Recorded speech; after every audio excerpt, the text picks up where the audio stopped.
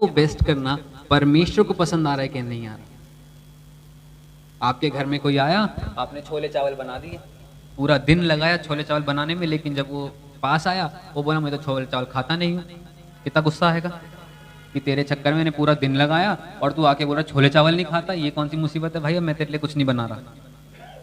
वैसे ही सेम चीज परमेश्वर के लिए आप कितना कुछ कर ले, अगर वो परमेश्वर को ग्रहण योग्य नहीं हो रहा तो कोई फायदा नहीं है उस चीज का, बेकार है वो चीज, बिल्कुल रॉन्ग हो आप। फिर आप बोल रहे हो परमेश्वर पिता मैं इस चीज को कर रहा हूँ तेरे लिए, ठीक है, अब तू इस पे आशीष दे दे, ठीक है वो आशीष दे देगा, आपने उसके लिए मेहनत करी है, आपने उसके लिए अपना परिश्रम किया, अपनी चीजों को दिखाया, लेकिन इन दी एंड जो चीज खुश होने वाली चाहिए थी, जिस तरीके से हमें रिस्पॉन्स चाहिए होता था उसका, हमें उस तरीके का रिस्पॉन्स नहीं मिला। क्यों? क्योंकि हम उस तरीके से कर ही नहीं रहे जो उसको पसंद है। जो चीज परमेश्वर को पसंद नहीं है हम वो करेंगे तो कैसे कैसे आशीष को पाएंगे?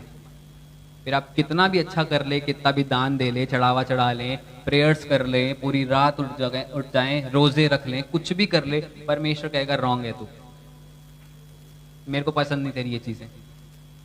मैं एक जगह जा रहा था, मुझे आज भी याद है, परमेश्वर ने मुझे कुछ काम करने के लिए बोला, ठीक है, कुछ देना था सामान, परमेश्वर ने मुझे बोला कि you have to go and आपको वो चीज़ देनी है। मैंने बोला ठीक है। दूसरी जगह दूसरी जन दिख गया मुझे और मैंने वो चीज़ उसको पकड़ा दी, ठीक है। परमेश्वर कह रहा कि तूने क्यों किया? मैं परमेश्वर देना ही तो था।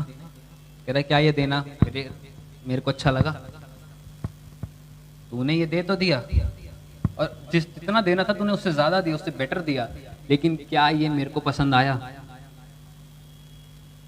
परमेश्वर ने बोला रॉन्ग, तू रॉन्ग है। जितनी चीज मैंने देने को बोली और जिसको देने को बोली, जब तक तू उसको नहीं देकर आएगा तू रॉन्ग है। जहाँ मैं तुझे आशीष नहीं दे रहा, क्या करूं मैं? कुछ कर सकता हूँ? परमेश्वर से लड़ सकता हूँ क्या? आजा कुश्ती करते हैं, आजा मल्लयुद्ध करते हैं, कर सकता हूँ? नहीं कर सकता। जो चीज परमेश्वर को पसंद नहीं है आप वो कितना भी कर लो, वो चीज रॉन्ग है। लेकिन ओबेदेदोम के घर में जब उसकी प्रेजेंस आई तो उसने क्या बोला? परमेश्वर मैं डेली अपने आप को खोल के रख रहा हूँ, ठीक है, तू मुझे जांच ले, मैं जैसा भी हूँ, आई डोंट केयर परमेश्वर पिता, मेरे से गलतियाँ होती हैं, मैं गलतियों का पुतला हूँ, मैं सीख रहा हूँ, तेरी ग्रेस को चाहता हूँ, तेरी दया को चाहता हूँ, तू मुझे उठा दे। मैं अपने आप को आज तेरे सामने खोल के रख देता हूँ, मेरे से जो गलती हुई, जो पाप हुआ परमेश्वर, मैं सोच भी नहीं रहा, मैं बस तेरे को बता रहा हूँ, मैं किसी और को नहीं बता सकता, मेरे में इतनी हिम्मत नहीं है कि मैं किसी और को बता दूँ। लेकिन परमेश्वर कहता है तुझे किसी और को बताने की जरूरत भी नहीं है, क्योंकि मैं तेरे पास खड़ा हूँ, तेरी बात को सुनने के लिए, तेरे पास आने के लिए, तुझे आशीष देने के लिए। आमीन। तो मैंने भी ये बात बोली, परमेश्वर सॉरी, मेरे से गलती, मैंने उस काम को किया, ठीक है, मैंने रिश्ता परमेश्वर के साथ सही किया। बट उसके बाद आते आते बहुत सी चीज़ें लाइफ में ऐसी होती हैं हम लोग नहीं बता पाते हैं किसी को, ठीक है। इसीलिए परमेश्वर का आत्मा कहते हैं कि डेली अपने आप को लिविंग सैक्रिफाइस के रूप में उसको चढ़ाओ। जब लिविंग सैक्रिफाइस होता है ना, तो लिविंग सैक्रिफाइस को मैं कैसे समझाऊं आपको? इट वॉज लाइक, आपको मुर्दा देखा, मुर्दा को लात मारो फर्क नहीं पड़ेगा, उसको घूसे मारो कोई फर्क नहीं पड़ेगा, उसको कुछ बोल दो कोई फर्क नहीं पड़ेगा। जब तक आपके अंदर आप जिंदा हो ना तब तक आपको फर्क पड़ेगा। लिविंग सैक्रिफाइस वही है। अपने आप को ऐसा कर रहा हूँ, मुझे कोई फर्क नहीं पड़ता, परमेश्वर कोई मुझे कुछ भी बोले, तू मुझे देख रहा है ना, दैट्स ऑल। बस करने की कोशिश तो करो, मुश्किल है, बहुत मुश्किल है। कई बार पागल हो जाओगे, मैं नहीं कर रहा परमेश्वर, मेरे से नहीं हो रहा। अभी पीछे हम लोग कुछ बात कर रहे थे तो ऐसे ही हुआ, अच्छा नहीं लगा, बहुत बुरा लगा, ये क्यों हो रहा है, क्यों आ रहा है वो शख्स बार बार, बहुत बुरा लगा। लेकिन परमेश्वर ने एक चीज को सिखाया, ये तेरा लिविंग सैक्रिफाइस है। हाँ, जीवित है तू अपने लिए या मेरे लिए? परमेश्वर सॉरी सॉरी सॉरी सॉरी, घुटनों पे आ जाओ, सॉरी परमेश्वर। अपने आप को जब तक हम लिविंग सैक्रिफाइस के रूप में नहीं चढ़ाएंगे ना, हम परमेश्वर खुश नहीं कर सकते।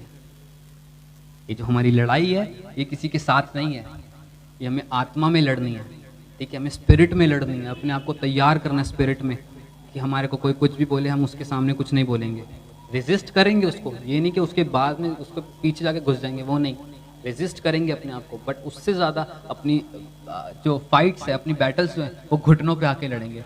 मैं एक कभी कभी मूवीज़ देखता हूँ, तो एक क्रिश्चियन मूवी है वॉर रूम करके, उसमें मुझे बहुत प्यारी चीज़ लगी। उसमें एक लेडी थी, ठीक है, आंटी जी की उम्र की, और उसके घर पे ज़्यादा कोई लोग नहीं थे, लेकिन उसने ना एक चीज़ बहुत अच्छी बनाई हुई थी कि उसने ना एक छोटा सा कमरा, इतनी सी कोठरी बनाई हुई थी, और पूरी कोठरी में प्रेयर रिक्वेस्ट लिखे रहे थे। ये साइड प्रेयर रिक्वेस्ट, ये साइड टेस्टमनी, और ये साइड शीशा।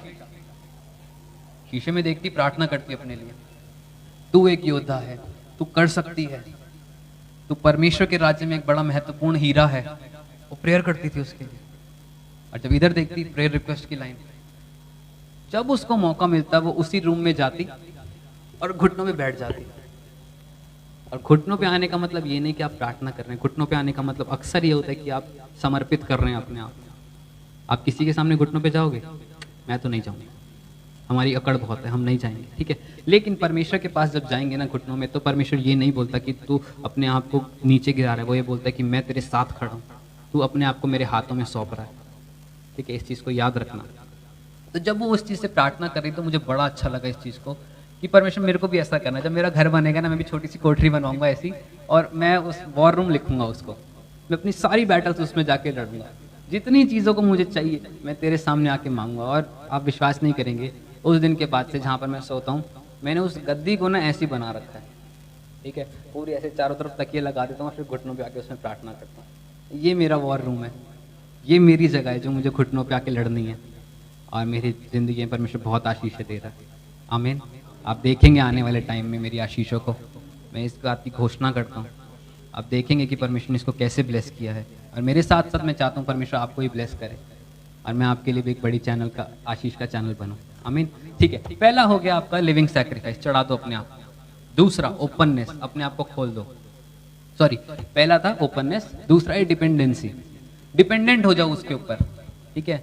आज हमारे इस घर में बहुत सी बातें ऐसी होती हैं कि जो थोड़ी बुरी लग जाती है, सबके घर में होती है, ठीक है। उसमें से कितनी बार हम कह सकते हैं कि परमेश्वर पिता, मैं अपने आप को तेरे आगे सौंपता हूँ, मैं तेरे ऊपर डिपेंडेंट होकर चल रहा हूँ। हम अक्सर कहते हैं अगर उसने मैं 2 बोली है तो परमेश्वर 1 तो मैं बोल ही सकता हूँ ना, वो मेरे को 5 बोल रहा है तो एटलीस्ट 2 तो मेरा हक बनता है ना गाली देने का। 5 नहीं दे रहा, 2 तो दे सकता हूँ ना, इतना तो मेरा हक बनता है। परमेश्वर कह रहा है अगर तू अपनी फाइट्स को, अपनी चीज़ों को खुद ही अपने आप लड़ सकता है तो तू कहाँ मेरे ऊपर डिपेंड है? मेरे ऊपर डिपेंड है। परमेश्वर डिपेंड, किसी के ऊपर डिपेंड होने का मतलब ये है कि मैंने सब कुछ उसके ऊपर छोड़ दिया, अब वो जैसा चाहता है वैसा होगा, मैं अपनी मर्जी पूरी नहीं करूंगा, ठीक है। जब परमेश्वर आपकी जिंदगी में आता है तो परमेश्वर इस बात को चाहता है कि आप अपने आप को उस पर डिपेंड कर दो, ठीक है। जब आप किसी बड़े के साथ जाते हो या आपके साथ कोई छोटा जाता है, ठीक है, कोई भी छोटा बच्चा, तो क्या वो अपने साथ पैसे कैरी करके लेके जाता है? एक छोटा सा बच्चा आपके साथ जा रहा है, मैं 5, 7, 10 साल का बच्चा कितने पैसे कैरी कर लेगा? 100 रुपये, 150 रुपये अपना किराया बस। उसके बाद उसका खाना, उसका पीना, उसको घुमाना, उसको लेके जाना, उसको लेके आना, सब कुछ आपके ऊपर होता है। वो बच्चा पूरी तरह आपके ऊपर डिपेंड है। आप उसे जहां लेके चले जाओगे वो चला जाएगा, पूछेगा भी नहीं कि हम कहाँ जा रहे हैं, उसको मजा आ रहा है, वो चल रहा है, ठीक है। हमारे घर में जब छोटा बच्चा था, हमारे सामने वाला, हम उसको कहीं भी उठा के ले जाते थे। उसकी मम्मी को बोलते थे कि भाभी मैं इसको थोड़ी देर में लेकर आ रहा हूँ, उसका स्कूटी पे लेके कहीं भी घूम रहे हैं, उसको कहीं भी लेके जा रहे हैं, उसको नहीं पता, वो एंजॉय कर रहे हैं हमारे साथ। क्यों? क्योंकि वो हमारे ऊपर डिपेंड हो गया। उसको पता है कि भैया जहाँ भी लेके जाएंगे मेरे को गलत नहीं होने देंगे। अगर मुझे टॉफी चाहिए तो भैया टॉफी भी दिलाएंगे, चॉकलेट चाहिए तो पॉपकॉर्न भी दिलाएंगे, जो मैं बोलूंगा भैया दिलाएंगे। वो हमारे ऊपर डिपेंडेंट है पूरा। क्या आज आप परमेश्वर के ऊपर उस तरीके से डिपेंडेंट हो कि अगर मुझे टॉफी चाहिए तो मुझे टॉफी भी मिलेगी, साथ ही साथ कॉम्प्लीमेंट्री चॉकलेट भी मिलेगी? जाती है प्रेयर, ठीक है। प्रेयर कैसे करनी है? आप प्रेयर कैसे करते हैं? छूटते ही हाथ जोड़ लेंगे, मैं बोलूँ कोई प्रेयर बोलो तो सबसे पहले ये चीज़, आंखें बंद कर लो, हाथ जोड़ लो बस, ठीक है। उसके बाद जैसा आपको अगुवाई करे, जैसा आप चाहो उस तरीके से बोलो। Is that what prayer means? क्या ये प्रेयर है? ऐसी प्रेयर बच्चे स्कूल में सुबह सुबह असेंबली के टाइम भी करते हैं। इतनी शक्ति हमें देना दाता, मन का विश्वास कमजोर ना होना, की है सबने, है ना? क्या ये प्रेयर है? क्या ये प्रेयर है? आप इसको प्रेयर कह सकते हैं? हाँ, कह सकते हैं, ठीक है। उस प्रेयर से आपको कितनी आशीष मिली? इतनी शक्ति हमें देना दाता, कितनी शक्ति दाता ने दी? पूरा दिन स्कूल में आपने खाना नहीं खाया या पूरा दिन लड़ाई नहीं करी, इतनी शक्ति मिली? कैसे कैसे हम बोल सकते हैं ये हमारी प्रेयर्स है और हम इस पे विजयी पा सकते हैं? जब आप अपने आप को परमेश्वर के ऊपर ओपन कर देंगे ना, परमेश्वर के सामने, ठीक है, तो जो परमेश्वर आपके अंदर से लेना चाहता है ना, वो अपने आप ले लेगा। आपने कभी वो देखा है, क्या कहते हैं, क्रिसमस के टाइम पे कई जगहों पे सेल लगती है, छाट लो जो छाटना है, 100 रुपये दो और जो लेके जा सकते हो लेके चले जाओ। बाज़ारों में जाओ ना तो ऐसे ही होता है, छाट लो जो छाटना है। वो उसने पूरा का पूरा तंबू खोल के रख दिया अपना, कपड़े ही कपड़े, जो छाटने छाट लो, अच्छा वाला छाटना अच्छा वाला छाटो, बुरा वाला छाटना बुरा वाला छाटो, लेकिन छाट लो। वैसे ही परमेश्वर है, अपने आप को ओपन करके रख दो, जो छाटना है वो छाट लेगा अपने आप से। उसको बोलना नहीं पड़ेगा परमेश्वर मेरा दिल छाट ले, मेरा लिवर छाट ले, मेरा ये छाट ले, नहीं, वो अपने आप छाट लेगा। उसको जो चाहिए होगा, उसको जो चीज़ आप में पसंद होगी ना वो अपने आप ले लेगा और उसको ऐसा बना के खड़ा कर देगा ना कि आप देखोगे कि ये क्या चीज़ है। जापान में एक चीज़ मेरे को एक चीज़ है, मैं कल उसको पढ़ रहा था कि वहाँ लिखा है कि अगर कोई बर्तन टूट जाता है ना तो उसको वो फेंकते नहीं है, उसको क्या करते हैं, एक गोल्ड पॉलिश से उसको चिपका देते हैं, ठीक है, और वो उसको शोपीस बना के रख देते हैं। और जब उसे देखते तो याद करते हैं कि ये चीज़ क्या थी और जब ये टूटी तो उसके बाद इसमें कैसा निखार आ गया। जब वो गोल्डन लाइनिंग उसके ऊपर आ रही है, अलग अलग तरह, कोई ट्रायंगल बन रहा है, कोई स्क्वायर बन रहा है, कोई सर्कल बन रहा है, तो अलग अलग सी लाइनिंग आती जा रही है और वो उस चीज़ को बड़ा एम्ब्रेस करते हैं कि यार कितना प्यारा लग रहा है। पहले इतना अच्छा नहीं पहले इतना अच्छा नहीं लगता, पहले इसमें गोल्डन लाइन करते तो कहाँ करते, अजीब सी लगती।